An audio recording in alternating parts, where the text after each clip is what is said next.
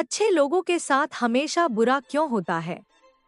गीता में श्री कृष्ण ने दिया है अर्जुन को इसका जवाब, अच्छे लोगों के साथ हमेशा बुरा क्यों होता है। वहीं जो लोग बुरे कर्म करते हैं और अज्ञान की राह पर होते हैं वो खुशहाल दिखते हैं। श्री कृष्ण ने इसका जवाब गीता में दिया है। गीता सार, आपने महसूस किया होगा कि जो लोग अच्छे कर्म करते हैं वो परेशान रहते हैं, वहीं जो बुरे कर्म करते हैं वो खुशी से रह रहे होते हैं।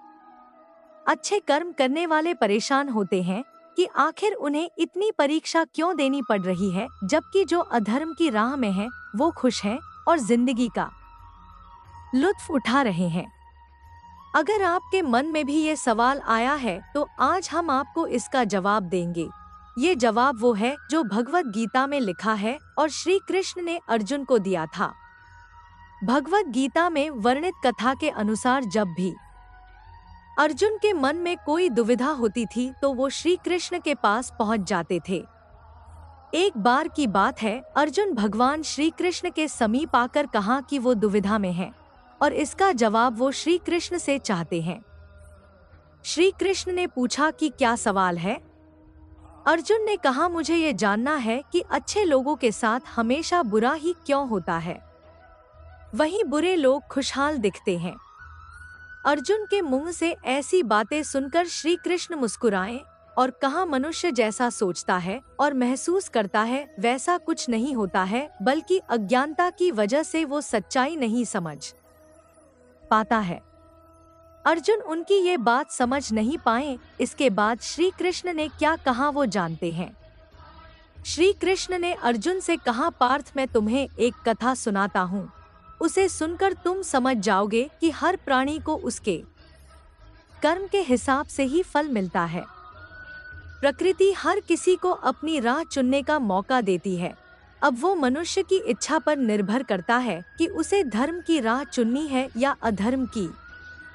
कथा शुरू करते हुए श्री कृष्ण ने कहा, एक नगर में दो पुरुष रहा करते थे।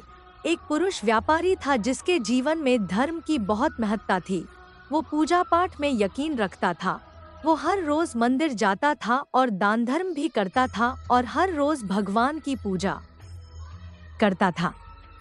वहीं दूसरा पुरुष बिल्कुल विपरीत था। वो हर रोज मंदिर तो जाता था लेकिन पूजा करने नहीं, बल्कि मंदिर के बाहर से जूते चप्पल चुराने।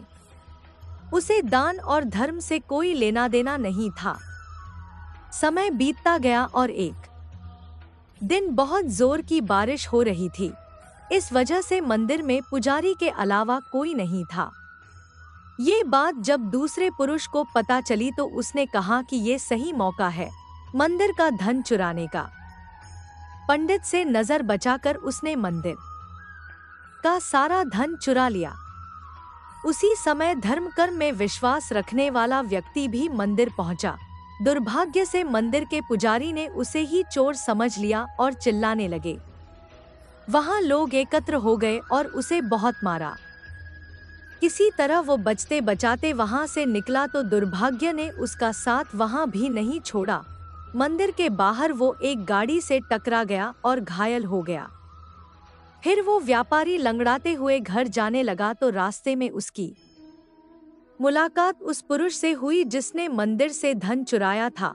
उसने कहा, आज तो मेरी किस्मत चमक गई, एक साथ इतना सारा धन मिल गया।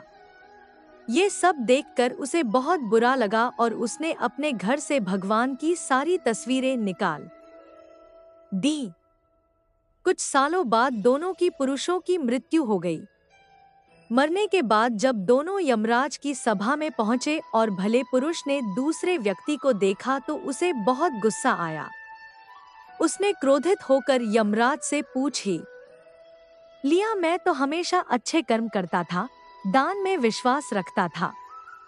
उसके बदले जीवन भर मुझे अपमान और दर्द ही मिला और इस व्यक्ति को नोटों से भरी पोटली।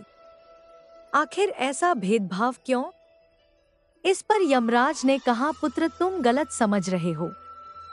जिस दिन तुम्हारी गाड़ी से टक्कर हुई थी वो दिन तुम्हारे जीवन का आखिरी दिन था, परंतु तुम्हारे अच्छे कर्मों की वजह से तुम्हारी मौत सिर्फ एक छोटी से चोट में बदल गई। तुम इस दुष्ट व्यक्ति के बारे में जानना चाहते हो।